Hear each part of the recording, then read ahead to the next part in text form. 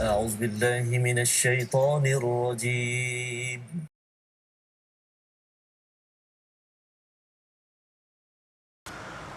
أعوذ بالله من الشيطان الرجيم. بسم الله الرحمن الرحيم.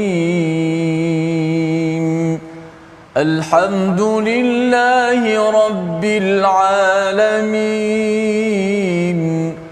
الرحمن الرحيم.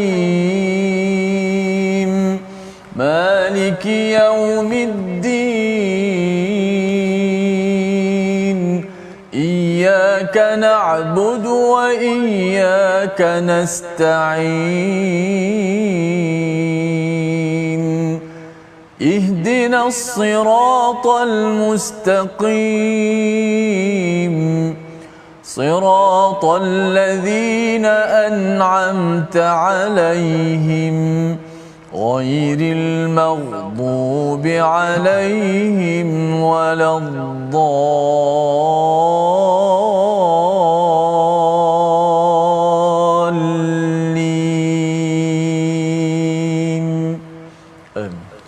Assalamualaikum warahmatullahi wabarakatuh. Alhamdulillah wassalatu wassalamu ala Rasulillah wa ala alihi wa man walah. Syada la ilaha illallah, syada Muhammadan abduhu wa rasuluh. Allahumma salli ala sayidina Muhammad wa ala alihi wa sahbihi ajma'in. Amma ba'du. Apa khabar tuan-tuan dan puan yang dirahmati Allah sekalian? Kita bertemu dalam My Quran Time, baca faham amal, untuk sama-sama kita mengulang kaji beberapa halaman yang telah pun kita lewati pada minggu ini, pada halaman 505 hingga 510, yang kita doakan agar kita mendapat hidayah daripada Allah Subhanahu Wa Taala.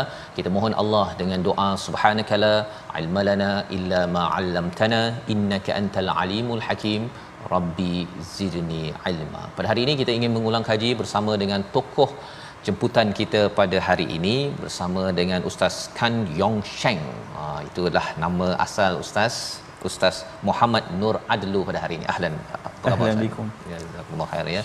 Kita sama-sama mengucapkan terima kasih kepada Ustaz Muhammad Nur Adil, dan juga hari ini kita bersama Ustaz Tirmizi. Apa khabar Ustaz? Baik, alhamdulillah Safa. Ya, kita seronok bersama dengan Ustaz Nur Adil yang akan berkongsi Ustaz ya, kisah pengalaman bersama hidayah Al-Quran, bersama hidayah dalam agama Islam ini, dan sudah tentunya dijemput pada tuan-tuan yang berada di rumah untuk berkongsi, beritahu kepada kawan-kawan yang lain. Hari ini ada perkongsian istimewa yang kita ingin sama-sama belajar, menghargai daripada pengalaman Ustaz Muhammad Nur Adlu, untuk sama-sama kita jadikan juga sebagai titik tolak dalam kehidupan kita untuk terus committed bersama cahaya Islam, cahaya Al-Quran. Kita ingin lihat kepada halaman 505 pada ayat 21 terlebih dahulu, satu peringatan daripada Allah tentang satu kaum, iaitu kaum Ad. Kita baca ayat 21 terlebih dahulu, dan kemudian kita akan bersama ya Al-Fadil Ustaz Muhammad Nur Adil untuk melihat betapa isi daripada ayat 21 ini amat relevan dalam pengalaman beliau ya, seawal umur 15 tahun perlu dan ingin membuat keputusan untuk mengikuti isi sebahagian daripada ayat ini. Ayat 21 bersama Fadil Ustaz Tirmizi. Alhamdulillah, wassalatu wassalamu ala Rasulillah wa ba'd. Terima kasih kepada Ustaz Faz dan juga tetamu jemputan kita Fadil Ustaz Nur Adil. Selamat datang ke My Quran Time. Alhamdulillah, mudah-mudahan kita dapat manfaat daripada perkongsian pada hari ini insya-Allah. Dan sebelum kita pergi lebih jauh, pastilah kita memulakan dengan sebaik-baik permulaan, dan kita akan bacakan daripada ayat 21 daripada surah Al-Ahqaf. A'udzubillahi minasyaitanir rajim. واذكر أخا عاد إذ أنذر قومه بالأحقاف وقد خلت النذر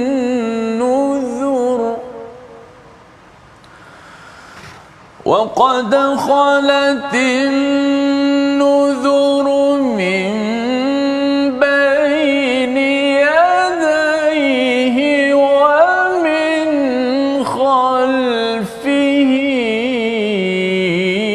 ألا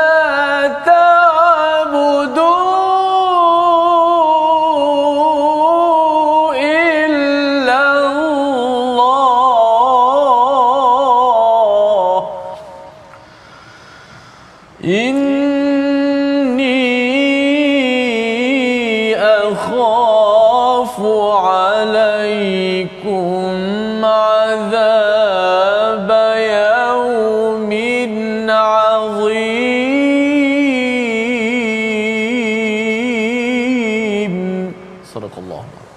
Surah Al-Nazim ayat yang ke-21, dan ingatlah ketika saudara kaum iaitu Hud, saudara kaum Ad, ketika dia mengingatkan kaumnya tentang bukit-bukit pasir, sesungguhnya amaran-amaran yang sama oleh beberapa pemberi peringatan sebelum ini dan yang akan datang. Dan apakah mesejnya? Jangan kamu menyembah selain Allah, aku sungguh bimbang nanti kamu ditimpa azab pada hari yang besar. Inilah peringatan daripada Nabi Hud, ya, suatu masa dahulu untuk kaumnya agar menyembah hanya kepada Allah Subhanahu Wa Taala, dan beliau bimbang, ya, tentang azab yang besar.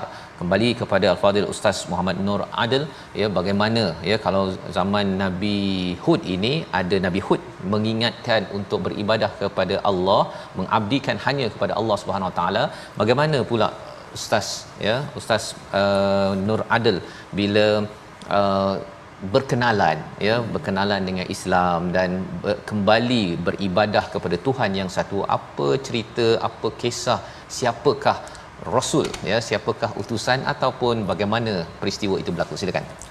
Bismillah, walhamdulillah, wassalatu wassalamu ala Rasulillah sallallahu alaihi wasallam. Pertama sekali alhamdulillah kerana pada saat ini Allah Taala jadikan dan takdirkan saya untuk menjadi seorang muslim. Itu antara benda yang saya rasa semua orang kena bersyukuri. Ya. Yang pertama sekali, kenapa pada usia 15 tahun saya memilih untuk beribadat kepada Allah Subhanahu Wa Taala? Kerana saya menyaksikan perginya seorang yang saya cinta. Saya nampak seseorang itu mati depan mata saya, meninggal dunia depan mata saya.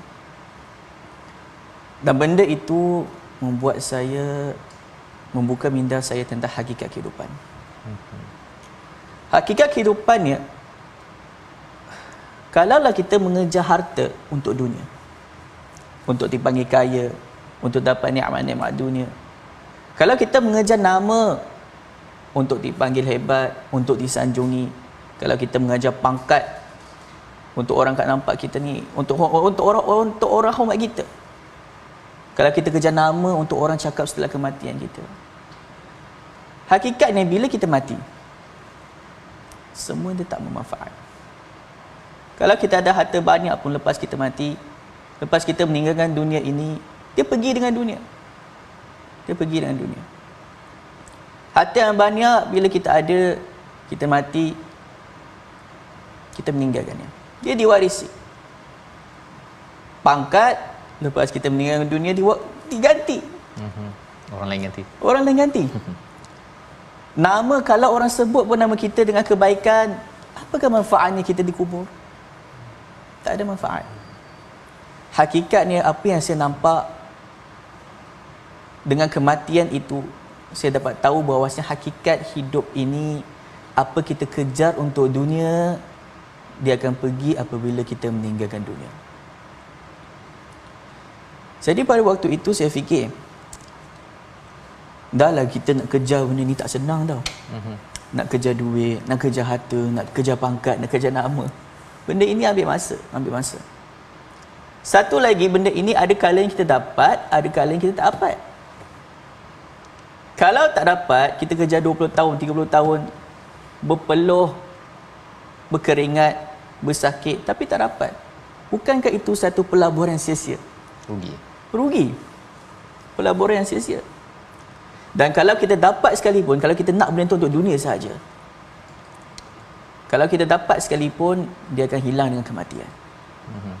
Jadi pada waktu itu saya fikir, apa saya hidup? Kenapa saya hidup? Ini pada umur 15 tahun? Ya, pada umur 15 tahun. Pasal biasanya umur 15 tahun ni tengah huha-huha kan, dan dimaklumkan Ustaz belajar dulu di MRSM, ya. Biasanya orang fokus kepada belajar akademik, ataupun lepas tu petang main bola, main rugby ke, main hoki ke, itu sahaja kan. Tapi Ustaz berfikir sampai tahap begitu sekali. Ya, betul. Sebab saya seorang yang suka berpandangan jauh. Saya diajar oleh mak ayah saya bila kecil, kena selalu pandang jauh. Jangan kita tak buat sesuatu lepas tu kita rugi. Jangan kita tak buat sesuatu lepas tu kita menyesal. Pandang jauh. Jadi saya ikut cakap mak ayah saya, didikan yang ini, saya pandang jauh. Cara saya pandang jauh, saya pandang setelah kematian.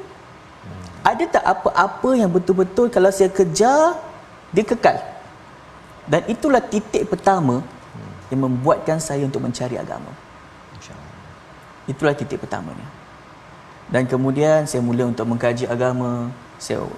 Sebelum tu sebenarnya pada zaman persekolahan saya pendebat bahasa Inggeris antarabangsa. Alhamdulillah. Jadi Allah Ta'ala memberikan saya akal yang sihat untuk senang saya berbezakan antara betul dengan salah. Alhamdulillah. Alhamdulillah. Jadi bila saya kaji agama, saya kaji banyak agama, banyak jenis kefahaman, banyak jenis keyakinan, banyak jenis aqaid. Sampailah saya jumpa agama Islam, masya-Allah Ta'ala. Agama Islam ada 2 poin sahaja. 2 poin sahaja dah cukupkan saya untuk tahu agama Islam itu betul. Yang pertama, dalam agama Islam kita meyakini Allah Ta'ala tidak memerlukan apa-apa. Ini keistimewaan dalam agama Islam. Bila kita kata Allah Ta'ala tak perlukan apa-apa, maksudnya Allah Ta'ala tak perlukan apa-apa, semua benda. Allah Ta'ala tak perlukan jasad untuk kewujudannya. Allah Ta'ala tidak memerlukan tempat untuk kewujudannya. Allah Ta'ala tidak memerlukan masa untuk kewujudannya. Allah Ta'ala bukannya di atas, bukannya di bawah, bukan di mana-mana, bukan di setiap tempat, bukan di satu-satunya tempat, bahkan Allah Ta'ala wujud tidak bertempat. Masya Allah. Masya Allah. Masya Allah. Bagaimana kita menyucikan Allah Subhanahu Wa Ta'ala daripada keperluan kepada benda lain. Ustaz, melihat perkara tersebut, apa kontra dengan kefahaman sebelum masuk Islam tu tentang Tuhan? Sebelum saya memeluk Islam, saya seorang yang menyembah berhala. Apa maksud dia? Bila seseorang itu menyembah berhala, dia sebenarnya sembah sesuatu yang diimajinasikan, kemudian dibuat dalam bentuk patung. Jadi pada waktu itu saya kata, kenapa pada rumah-rumah kita pada waktu itu kita letak patung-patung? Kemudian kita hadapkan muka mereka depan pintu. Sebab apa? Sebab pada waktu itu mereka kata, kalau Tuhan itu, patung ni dia kata Tuhan, kalau Tuhan itu kepala dia, mata dia tak kala pintu, macam mana nampak pencuri masuk ke tak? Itu menunjukkan kepada keperluan orang untuk mereka untuk menjadikan badan untuk Tuhan. Keperluan dia kepada badan itu untuk melihat dan melindungi manusia. Itulah perbezaan sangat-sangat ketara di antara agama saya pada zaman dulu dengan agama Islam. Dan yang kedua, yang paling-paling saya suka dalam agama Islam, yang menjadi salah satu umdah, salah satu tiang kepada kepercayaan saya adalah kita tahu Allah Ta'ala tidak seperti apa-apa. Qala Dhunnun al-Misri, seorang alim yang besar daripada Mesir, dia kata apa? Mahma tasawwarta bibalik fallahu bi khilafi dhalik.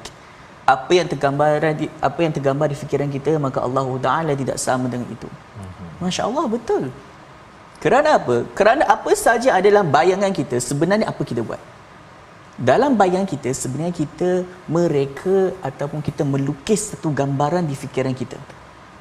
Itu sebenarnya satu lukisan, satu penggambaran, tetapi lukisannya di dalam fikiran. Sebab itu bila kita suruh membayangkan, contohnya kuda, mungkin ada akan membayangkannya putih, ada membayangkannya hitam, ada membayangkannya coklat, ada membayangkannya tepi sungai, ada membayangkan macam ni dan macam ini. Berbeza. Ini menunjukkan bahawa Allah Ta'ala bukanlah untuk dibayangkan. Ini menunjukkan bahawa Allah Ta'ala tak sama dengan apa yang kita bayangkan sama sekali. Qala Allah Ta'ala laisa kamithlihi syai'. Maksudnya Allah Ta'ala tidak sama dengan makhluknya dari apa jua sudut sekalipun. Jadi itu adalah 2 poin bagaimana Ustaz memilih untuk kembali, dan ini berlaku pada umur 15 tahun ya. 15 tahun ini sebenarnya kebanyakannya zaman sekarang ini ialah masa untuk bersama dengan telefon ya, ataupun untuk dapat A, tapi pada waktu itu sudah pun berfikir dan juga melihat perkara itu dan membuat keputusan itu. Maksudnya ini ketika di sekolah menengah ya, ketika di sekolah mengambil keputusan, ada jumpa sesiapa individu untuk pastikan ataupun memang firm terus, teguh terus dan terus pergi ke pejabat agama? Pasal waktu itu bawah 18 tahun. Ya, betul. Waktu saya bermula agama Islam, pada waktu itu memang underage. Saya tak pernah merujuk siapa-siapa dalam mengetahui agama Islam itu betul. Masya Allah. Sebab apa? Sebab agama Islam adalah satu agama yang Allah Ta'ala jadikannya akal yang sihat menerimanya. Walaupun tanpa perlu kepada tanya kepada orang, apabila saya mengenali Allah Subhanahu Wa Ta'ala, mengenali agama Islam, automatik saya tahu agama Islam betul. Dengan hujah yang tepat. Ya, dengan hujah yang tepat. Jadi apabila saya dah tahu agama Islam itu betul, apa saya buat? Saya berkomunikasi dengan beberapa orang, kata saya nak memeluk agama Islam. Jadi mereka membawa saya dan melakukan prosedur di pejabat agama, dan saya memeluk lagi agama Islam, alhamdulillah. Masya-Allah. Itulah pengalaman daripada Fadil Ustaz Muhammad Nur Adlu sebentar tadi yang menjelaskan kepada kita bahawa hidayah itu milik Allah sebenar-benarnya. Tak ada siapa yang cerita apa sebagainya, cari dan Allah boleh bagi hidayah. Tetapi tugas bagi kita yang sudah mendapat hidayah ialah kita memudah carakan ya kepada orang-orang yang berminat menunjukkan akhlak yang baik, kerana ini peluang untuk kita. Kerana Allah tidak perlukan, ya seperti tadi, Allah tidak perlukan walaupun satu manusia, satu makhluk untuk memberi hidayah, tetapi Allah memberi peluang kepada kita untuk bersama berkongsi rasa manisnya hidayah menuju pada Allah Subhanahu Wa Taala. Dan kita ingin teruskan pada halaman 506 pada ayat yang ke-29 bercakap tentang hidayah ini. Rupa-rupanya ia bukan sekadar untuk manusia, hatta kepada jin juga kagum kepada hidayah daripada Al-Quran. Kita baca ayat 29 untuk kita memahami lebih lanjut perkara ini bersama Ustaz Tirmizi. A'udzubillahi minasyaitonirrajim. Bismillahirrahmanirrahim. Wa idh sarafna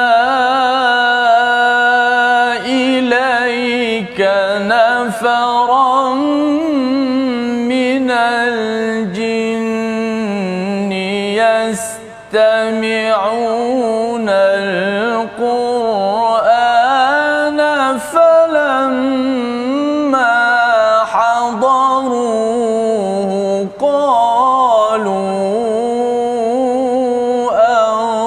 ansitu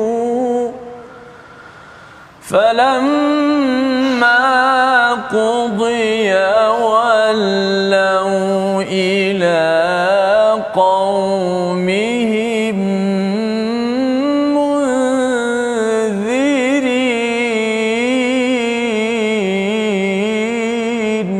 Surah Al-Azim. Dan ingatlah ketika kami menghadapkan kepadamu Muhammad satu rombongan jin yang mendengar bacaan Al-Quran, mereka berkata, diamlah kamu, wa ansitu, ya, wa ansitu, dan kemudian mereka mendengar bacaan itu. Maka ketika mereka selesai mendengar, mereka kembali kepada kaumnya untuk memberi peringatan. Jadi ini adalah berkaitan dengan Quran ini memberi kesan kepada jin, dan sepatutnya bagi manusia bila mendengar Quran itu senyap, memberi perhatian, kerana itu adalah peluang untuk mendapat hidayah. Bercakap tentang Quran ini, Ustaz, bila sudah berada dalam agama ini, merujuk kepada Al-Quran, apa surah favorite lah, ya, kalau katakan mungkin terkesan seawal 15 tahun, ataupun ada ayat-ayat surah yang memang menjadi satu panutan ataupun sesuatu yang penting dalam hidup Ustaz selama ini? Silakan. Kalau nak katakan ada satu surah yang saya melihatnya sebagai sangat memberi manfaat dan juga memberi efek kepada hidup saya akan kata surah ini adalah surah Al-Ikhlas. Surah Al-Ikhlas.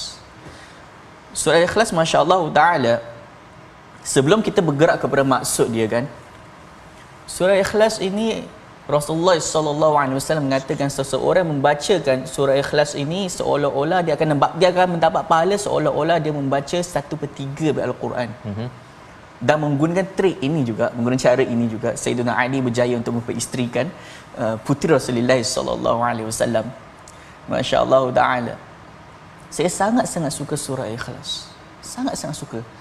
Bahkan sebelum saya pergi ke Syam, sebelum saya mengaji ilmu agama, saya sangat-sangat suka dengan surah Al-Ikhlas.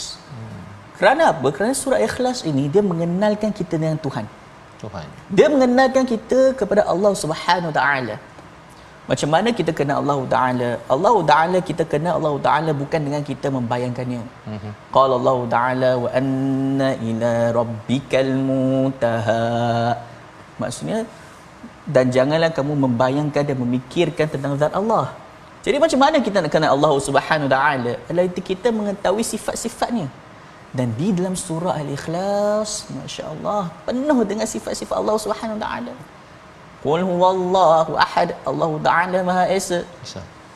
Maha Esa, tiada pencipta baik selainnya, tidak ada yang sama sepertinya. Masya-Allah Taala. Allahus Samad, Allah Taala tidak memerlukan kepada apa-apa dan segala sesuatu memerlukan kepadanya. Lam yalid wa lam yulad wa lam yakul lahu kufuwan ahad. Lam yalid wa lam yulad, tidaklah keluar daripada sesuatu dan tidaklah dia keluar daripada sesuatu. Dia tidaklah diciptakan dan dia tidak ada kedua baginya. Masya-Allah Taala.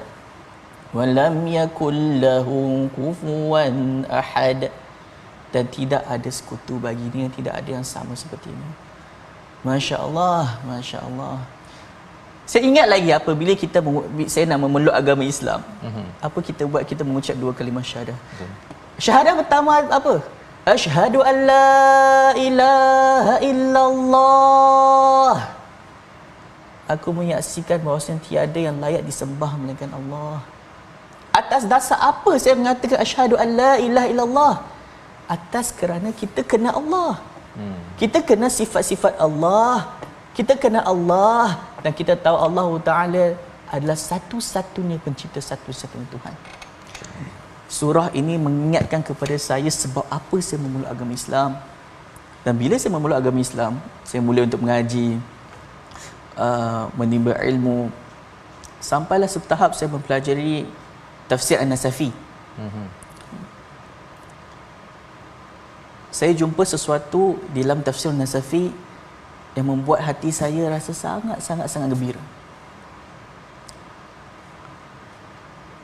Al-Imam An-Nasafi dia kata, syaraful ilm bi syarafil ma'lum.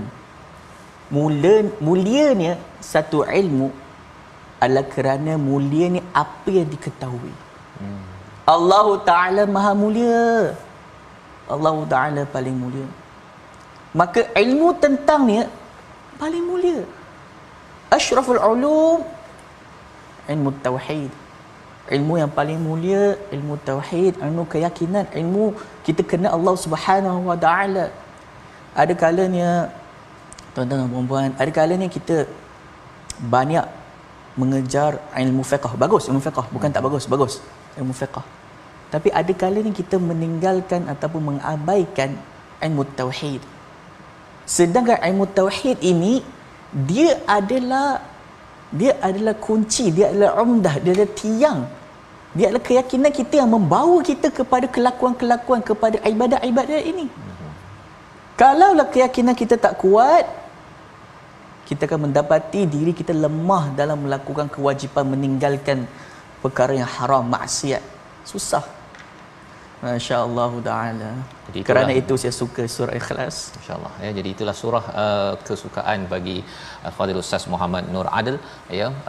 Ayat ataupun surah ini pendek saja ya. Ramai orang yang hafal, tetapi kadang-kadang hafalnya itu dia seperti meluncur kalau air di atas daun keladi bagi sebahagiannya, tapi sebenarnya ia adalah sebagai satu tiang penting dan ia memberi makna ya kepada ustaz sendiri, dan ia sewajarnya untuk kita semua, untuk kita selalu menyimak tentang ilmu yang penting, mengenal kepada Allah Subhanahu Wa Taala.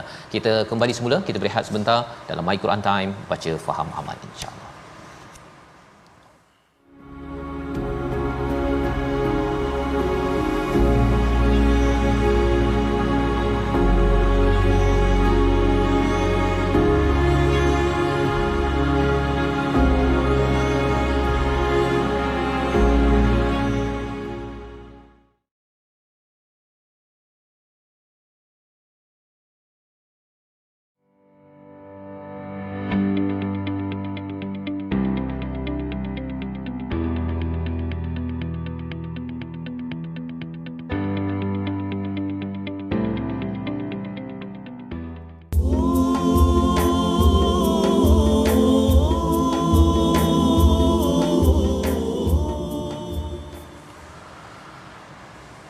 أعوذ بالله من الشيطان الرجيم بسم الله الرحمن الرحيم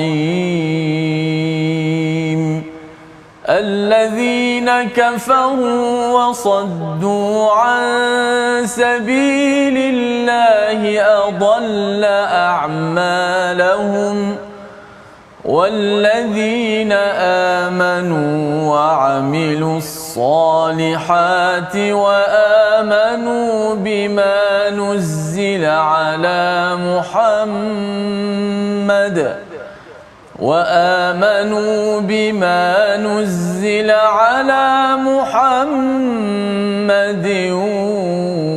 وهو الحق من ربهم كفر عنهم سيئاتهم وأصلح بالهم صدق الله. Surah Al-Azim. Kembali kita dalam My Quran Time baca faham amal pada hari ini untuk sama-sama kita mengulang kaji halaman 505 insya-Allah menuju kepada 510 bersama Al-Fadhil Ustaz Muhammad Nur Adil, seorang individu yang memilih untuk kembali kepada jalan iman, jalan bertakwa kepada Allah Subhanahu Wa Taala pada seawal usia 15 tahun. Dan sebentar tadi sudah pun kita mendengar kisah, dan di dalam ayat 1 hingga 2 ini juga Allah menerangkan tentang satu perkara penting, iaitu pada ayat yang pertama, jika seseorang itu kufur dan menghalang jalan Allah Subhanahu Wa Taala, maka segala-gala amal yang ada, buat baik, mungkin beri derma, suka membantu orang lain, segala-galanya bermanis muka, rupanya semua itu adal, akan hilang, ya, ianya akan hilang, tidak lagi bermanfaat kerana ianya dibuat bukan kerana ikhlasnya kepada Allah Subhanahu Wa Taala. Jadi inilah yang dikongsikan oleh Ustaz Muhammad Nur Adil sebentar tadi, ya, bagaimana ketauhidan dan keimanan itu penting. Dan mungkin kali ini kita ingin mendengar pengalaman Ustaz bila dah bersama Islam dan kemudian memilih untuk dah belajar dekat sekolah menengah dekat MRSM, tapi lepas tu dia boleh sampai pula ke Lubnan itu. Macam mana motivasi menuju ke sana, di mana ramai orang yang dia kalau boleh dia belajar dan akhirnya kerja, cari istilahnya cari kerja yang bagus dan sebagainya. Macam mana Ustaz berfikir pula pada waktu itu? Silakan. Masya-Allah. Seperti yang saya katakan tadi, semua yang kita lakukan, kita kena sedar kenapa kita nak buat. Pada asalnya bila saya memeluk agama Islam, kerana apa? Kerana saya faham hakikat kehidupan ini singkat. Kalau kita kejar dunia, dunia hilang apabila kita meninggalkan dunia. Jadi saya pilih untuk kejar apa? Kerja yang kekal, kerja akhirah. Kerja akhirah. Tapi apabila kita memeluk agama Islam, ini bukan end of the story. Ini bukan end of the story. Ini bukan akhirnya satu kisah. Tapi ini adalah bermulanya satu perjalanan. Ini adalah bermulanya satu perjalanan. Perjalanan untuk lebih mengenali Allah Subhanahu Wa Taala, perjalanan untuk lebih memahami agama dia, perjalanan untuk lebih mencintai Allah dan juga Rasulnya. Nailul ma'ali. Kita nak apa? Kita nak kerja benda yang tinggi. Kita nak apa? Kita nak masuk syurga. Kalau kita nak syurga, kita nak syurga yang tinggi. Kita kata kita nak mencintai Allah dan juga Rasulnya, maka kita mengikut apa yang Allah Taala dan juga apa yang Rasulullah sallallahu alaihi wasallam sarankan kepada kita, supaya kita dekat dengan mereka. Jadi apabila setelah mana saya memeluk agama Islam pada usia 15 tahun, saya sambung belajar sehingga saya habis SPM. Alhamdulillah, pada waktu itu saya dapat beberapa beasiswa. Sempat belajar seketika engineering. Okay. Tapi saya berhenti. Masya-Allah taala. Apa yang terfikir waktu itu berhenti dan memilih Lubnan? Sejujurnya saya kata, saya suka bidang engineering. Sejujurnya saya kata saya suka. Itu antara impian saya yang dari kecil saya suka. Saya usia 3-4 tahun mak akan belikan mentol, bateri, wayar untuk saya sambung. Okay. Saya buat kipas sendiri. Ayah Ustaz pun mekanik. Ayah saya mekanik. Saya akan tengok dia buat kerja. Saya akan tanya kenapa macam ini, kenapa macam itu. Saya suka. Tapi saya kata kepada diri saya, Ya betul, ada sesetengah orang dia boleh menjadi engineer pada masa sama menuntut ilmu agama sampai tahap yang tinggi. Ini bukan mustahil, betul. Ya. Tetapi saya pilih untuk sedar diri. Pada usia 17 tahun pada waktu itu, ya betul saya dapat semua A dalam SPM, ya betul. Saya dapat beasiswa, ya betul. Tapi kalau saya teruskan perjalanan nak jadi seorang engineer, pada masa sama saya nak menuntut ilmu agama yang banyak. Dan pada masa sama pada waktu itu saya baca Quran pun tak reti. Huruf-huruf bahasa Arab pun langsung tak reti. Bila saya akan sampai? Akankah saya sampai?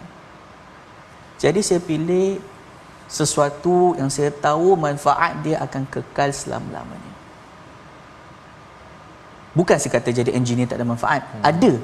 Tapi saya pilih cinta saya kepada Allah dan juga Rasulnya. Saya pilih cinta saya kepada agama Islam. Saya berhenti course engineering. Saya memilih untuk belajar ilmu agama.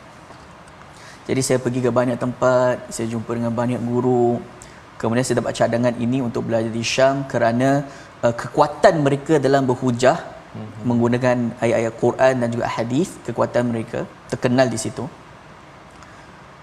Jadi pada waktu itu, masya-Allah, saya baru memulai agama Islam pada waktu itu kan. Jadi pada waktu itu ada kalanya ada banyak soalan datang kepada saya. Yang bila saya tanya ustaz-ustaz lain tak boleh jawab. Tak boleh jawab. Bahkan saya pernah dimarahi. Pasal tanya. Saya tanya. Dia kata, benda ni jangan tanya, dia kata. Saya beritahu, saya tanya bukan sebab saya tak yakin, saya yakin. Saya cuma nak tahu kenapa.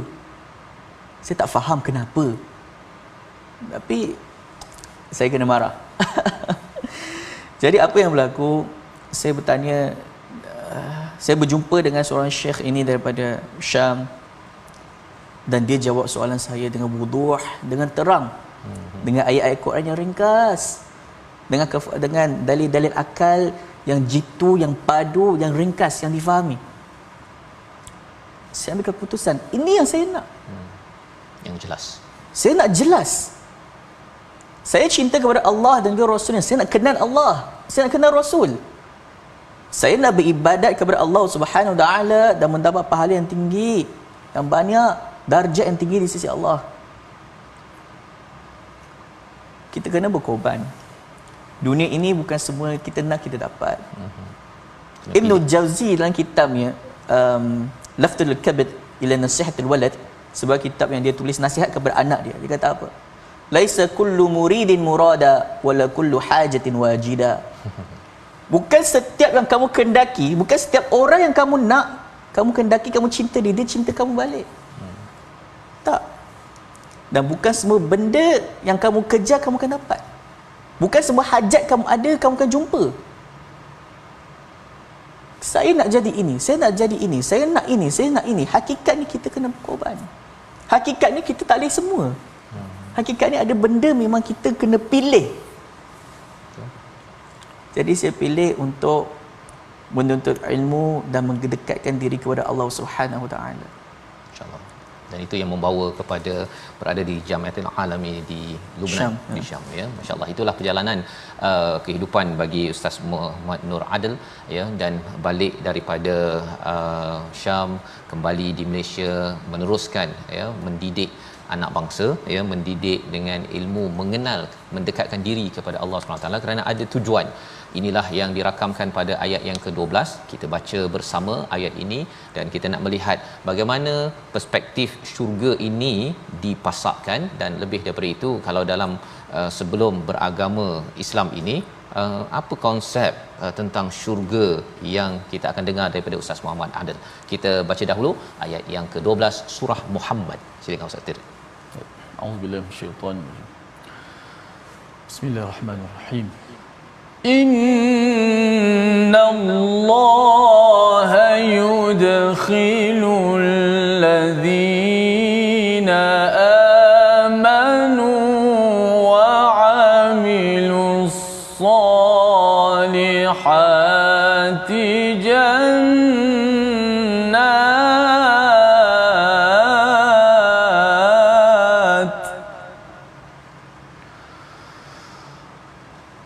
جنات تجري من تحتها الأنهار والذين كفروا يتمتعون ويأكلون كما تأكل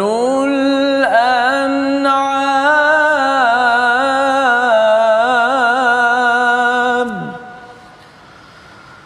ويأكلون كما تأكل الأنعام والنار مثوى لهم صدق الله. Surah Al-Azim, sesungguhnya Allah akan memasukkan orang-orang yang beriman dan mengerjakan kebajikan, iaitu beramal soleh, ke syurga yang mengalir di bawahnya sungai-sungai. Dan orang-orang yang kafir pula, mereka menikmati kesenangan di dunia, mereka makan sebagaimana haiwan makan, dan nerakalah tempat tinggal bagi mereka. Jadi ada kontra di antara orang beriman dengan orang yang kufur, yang yatamatta'u wa ya'kuluna kama ta'kulul an'am. Satu perumpamaan yang memang kuat, ya. Mungkin ustaz boleh kongsi sebelum berada dalam agama Islam ini, dan juga melihat kepada realiti umat Islam. Pasal di sini bukan bercakap tentang Islam semata-mata, dia beriman dan beramal soleh. Apa perspektif ustaz tentang bagaimana menuju ke syurga ini sebelum berada dalam agama Islam dan selepas masuk Islam? Sila. Jadi sebelum saya memulai agama Islam, tujuan berbeza. Tujuan berbeza. Titik peluh saya, penat-penat saya adalah untuk satu impian pada waktu itu. Iaitu saya nak jadi orang kaya. Pada usia 35 saya nak pension. Saya nak bercuti, saya nak melancong satu dunia. Saya nak berseronok dengan isteri saya yang cantik, dengan kereta saya yang mewah, dengan rumah saya yang besar. Waktu itu saya cakap dengan mak saya apa? Waktu kecil saya pernah beritahu mak saya, bila saya pension pada umur 35 saya nak duduk di Switzerland. Di Switzerland. Bukan di Malaysia, ya? Bukan di Malaysia. Sebab saya dengar kata udara di situ bagus, saya nak relax. Tapi kalau setelah saya, macam saya kata tadi, setelah mengetahui hakikat kehidupan, dia akan hilang, kan? Dan kalaulah hidup kita tak nak, katakan kita tak nak fikir kenapa kita hidup, kita tak nak fikir tujuan hidup kita, katakan kita tak nak, hakikatnya apa kita fikir? Kita akan fikir macam mana nak langsungkan hidup saja. Kita akan fikir macam mana nak hidup. Macam mana nak hidup? Makan. Kita akan fikir makan, minum, pakai, itu saja. Selesa, seronok, kenyang. Masya-Allah. Saya fikir balik impian saya dulu. Itulah sebiji. Itulah dia. Itulah dia. Impian saya dulu bukanlah impian yang jauh. Impian saya dulu adalah impian yang dekat. Yang impian itu adalah untuk saya melangsungkan kehidupan dengan bahagia. Itu yang saya fikirkan. Jadi apa yang saya nak katakan, dalam kehidupan ini hendaklah kita berdoa kepada Allah Subhanahu Wa Taala untuk ingat objektif utama dan tujuan utama kehidupan kita. Ya, betul, ada kalanya kita akan sakit, ada kalanya kita akan sedih, ada kalanya kita akan lapar. Itu benda biasa. Itu benda biasa. Qala syu'ara, mereka kata apa? Orang-orang syair dalam bahasa Arab, mereka kata apa? Maddahru illa sururun wa ahzanu. Tidaklah hidup ini melainkan hanya kegembiraan yang sedikit dengan kesedihan yang banyak. Hakikatnya kalau kita fikir macam mana nak bahagiakan kelangsungan hidup semata-mata, kita masih akan dapat kesedihan yang banyak. Mungkin kesedihan pada tempat lain. Bila saya cakap begitu, bila ustaz ada impian sebentar tadi kan, nak round satu dunia, Switzerland, ya, sebagainya itu. Dan bila sampai pada saat ini Ustaz ya, kita bercakap tentang saat ini, dan mak pun dengar ya, mungkin ayah tahu anak aku sekarang dia tengok anak aku ni dah lain ya, lain dia punya ni. Dan ayah Ustaz dimaklumkan sebagai mekanik ya, ataupun sekarang berada di Sungai Buloh kan, ya, betul. Duduk bersama. Jadi beberapa tahun yang lepas cakap begini, bila sekarang ni anak aku dah lain ni, macam mana respon daripada ibu ayah yang saya yakin Ustaz amat rapat dengan mereka sehingga boleh duduk bersama sampai tahap ini? Sila. Ya, betul. Respon mereka masya-Allah taala pada awalnya bila mereka tahu saya memeluk agama Islam, mereka terkejut. Mereka memang terkejut. Kerana apa? Kerana mereka rasa pelik. Kenapa? Sampai mak saya dia kata apa? Dia tanya saya ada buat salah apa-apa ke yang buat kamu nak pindah agama lain? Mak saya menangis banyak waktu tu. Kurus. Saya beritahu mak saya. Saya kata kat dia, mak, saya masuk agama Islam bukan sebab mak buat salah. Saya masuk agama Islam sebab apa? Sebab mak ajar saya benda yang betul. Mak dari kecil apa mak ajar saya? Saya panggil dia mami. Mami, apa mami ajar saya waktu kecil? Mami, kamu ajar kepada saya berhati-hati sebelum buat keputusan betul. Mami, kamu ajar kepada saya fikir sebelum buat betul.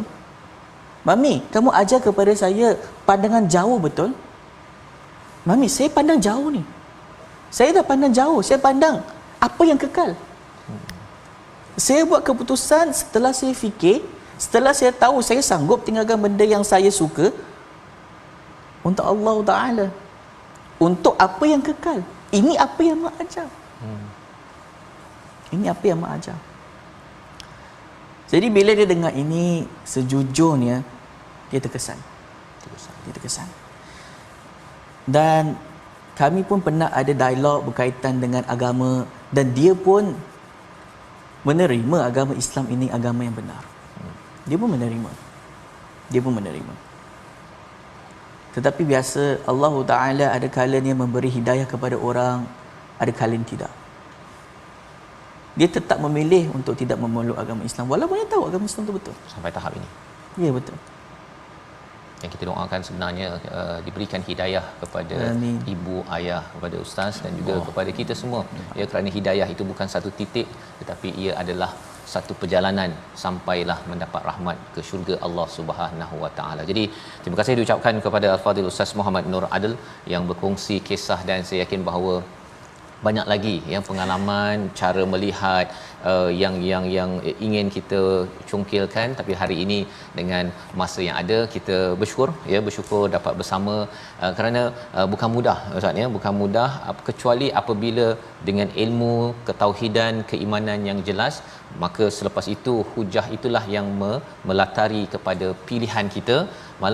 Malah ada impian lama, tetapi kali ini impian itu lebih tinggi daripada impian lama, berbanding ada yang kata kalau dah ni bertukar pula kan, akan menyebabkan kolot ataupun tak maju.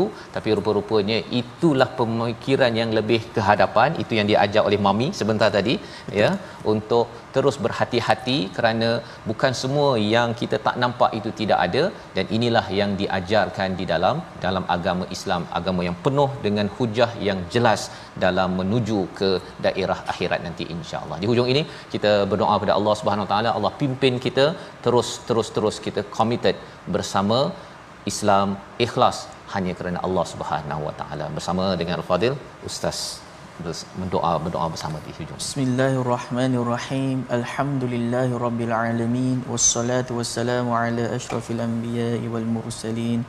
Ya Allah ya Rabbi, Allahumma inna nas'aluka natawajju ilaika bi nabiyyika Muhammad nabiyyir rahmah. Ya Muhammad, inna natawajju bika ila rabbina fi hajatina lituqda lana. Ya Allah, ya Allah, ya Allah. Allahumma amitna fil iman wa la tumitna illa wa nahnu fil iman. Allahumma amitna fil iman اللهم أمتنا في الإيمان اللهم اجعلنا من المؤمنين من المؤمنين والمسلمين في الدنيا والآخرة واجعلنا من العلماء العاملين والشهداء المخلصين والأولياء المقربين يا الله يا الله افتح لنا أبواب الخير يا الله افتح لنا أبواب الخير يا الله وأدخلنا فيها يا الله وأدخلنا الجنة مع أحبابنا مع حبيبنا رسول الله صلى الله عليه وسلم يا الله أرنا النبي محمدا صلى الله عليه وسلم في كل ليالينا يا الله فإنا مشتاقون إليه فإنا مشتاقون إليه يا الله يا الله aku memohon dan kami mohon daripada-Mu ya Allah supaya kita kekal dalam agama Islam ya Allah dan supaya kami bersama dengan Rasulullah sallallahu alaihi wasallam dan dengan kekasih-kekasih kita di syurga kelak. Amin amin. Alhamdulillahirabbil alamin. Amin ya rabbal alamin. Moga Allah mengabulkan doa kita pada hari ini. Saya ucapkan terima kasih kepada Al-Fadhil Ustaz Muhammad Nur Adil berkongsi ya pengalaman dan juga tausiah nasihat bersama pada hari ini, dan sudah tentunya kita ingin meneruskan ya lagi pada hari esok dengan halaman baru daripada pelajaran surah-surah yang mendatang pada 100 halaman yang terakhir. Kita bertemu lagi pada episod akan datang My Quran Time, baca faham amal insya-Allah.